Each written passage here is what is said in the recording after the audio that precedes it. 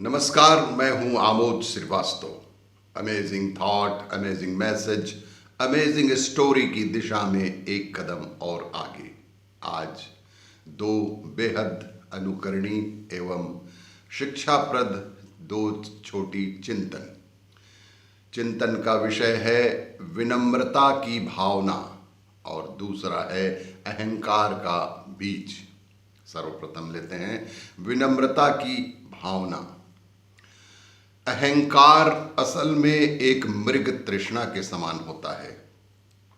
अहंकार दरअसल में एक मृग तृष्णा के समान होता है, जिसमें न तो खुद की प्यास बुझती है और ना ही दूसरों की।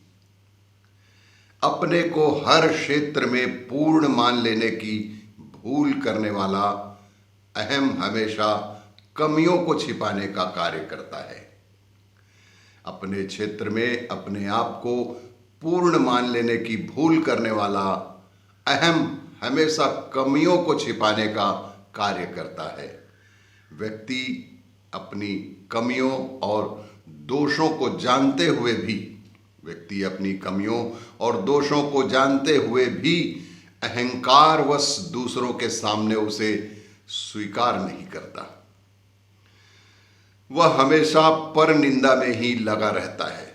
ऐसी स्थिति में निंदा रस उसके जीवन का सबसे अधिक स्वादिष्टतम रस होता है। घृणा, द्वेष, क्रोध, प्रतिशोध जैसे घातक मानस रोग से जीवन भर परेशान रहते हैं। मानस रोगों का नाश करने वाली औषधियों जैसे कि क्षमा, दया, करुणा, प्रेम, धैर्य, नम्रता और सादगी से वह हमेशा ही वंचित रहता है। और इस तरह के जो सादगी, नम्रता जैसे औषधि हैं, उनका कभी भी वो जीवन में सेवन नहीं कर पाता है। अहम के वशीभूत होकर व्यक्ति इन औषधियों का तो सेवन नहीं ही कर पाता है, जिससे मानसिक रोग समाप्त होने के बजाय और भी अधिक बढ़ते जाते हैं। क्या अहंकार पर काबू पाया जा सकता है? क्या अहंकार पर काबू पाया जा सकता है? अपने पापों और गलतियों को हम हृदय से स्वीकार करते जाएं। अपने पापों और गलतियों को यदि हम हृदय से स्वीकार करते जाएं तो आगे हम इनकी पुनरावृत्ति से बच सकते हैं। गलतियों को दिल से स्वीकार करने वाला क्षमा मांगकर पापों और अपराधों से बच जाता है। क्षमा मांगने वाला और क्षमा करने वाला दोनों ही तमाम प्रकार के मानसिक असंतोष से बचकर शांति और आनंद का अनुभव करते हैं। इस प्रकार हमारी विनम्रता तभी सुशोभित होती है जब वह क्षमा का आभूषण पहन लेती है। इस प्रकार हमारी विनम्रता तभी सुशोभित होती है जब वह क्षमा का आभूषण पहन लेती है। अहंकार का नाश होने पर ही विनम्रता की भावना पैदा होने लगती है। और इसी तरह अहंकार का बीज, हमारा अहम यानी अहंकार सदैव दूसरों की कमजोरियों एवं बुराइयों को ही देखता है। हमारा अहम यानी हमारा अहंकार सदैव दूसरों की कमजोरी और बुराई को ही देखता है। अहम की अज्ञानता के कारण हम हमेशा दूसरों को नीचा दिखाने की कोशिश करते हैं। अहंकारी हमेशा दूसरों को नीचे गिराकर ही आगे बढ़ने के बारे में सोचता है। जब कभी वह ऊंचाई पर पहुंचता है, उसका दंभ और भी बढ़ जाता है।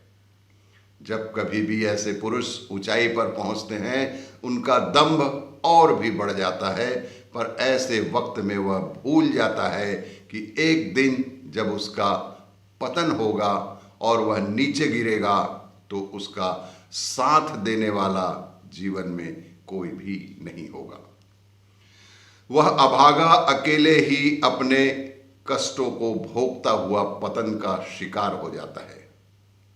अहंकार हमारी पर्सनैलिटी को उसी प्रकार धुंधला किए रहता है जैसे धधकते अंगारों पर जमी हुई राख की परत आंच की चमक को धुंधला किए रहती है।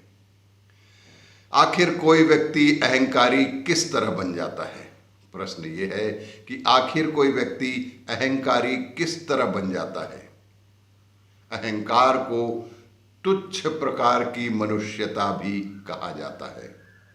अहंकार को एक तुच्छ प्रकार की मनुष्यता भी कहा जाता है।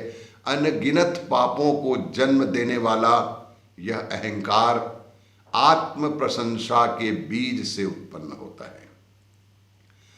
अनगिनत पापों को जन्म देने वाला यह अहंकार आत्म प्रशंसा के बीज से उत्पन्न होता है। खुद को सर्वोच्च मान लेने का भाव इसी से ही पैदा होता है। दूसरों पर हावी रहने की प्रवृत्ति इसी से ही पैदा होती है। ना जाने कितने प्रकार के मानसिक रोग अहंकार के कारण ही शरीर में पैदा होते हैं। हम जाने अनजाने अनेक पाप अहंकार के कारण करते रहते हैं। हमसे जाने अनजाने में अनेक प्रकार के पाप अहंकार के कारण ही होते रहते हैं। अहंकार ना जाने कितने रूपों में आकर हमें भ्रमित करता है और हमें अपने लक्ष्य से भटकाता है। इसलिए अहंकार को त्यागें। अहंकार एक मृग तृष्णा के समान होता है जिसका कभी कोई अंत नहीं होता। इसीलिए अहंकार को त्यागना ही सरल जीवन के लिए बहुत ही महत्वपूर्ण है। और भी इसी तरह की जानकारियों के लिए देखते रहिए मेरा वीडियो। लाइक करें, शेयर करें और सब्सक्राइब अवश्य करें। धन्यवाद।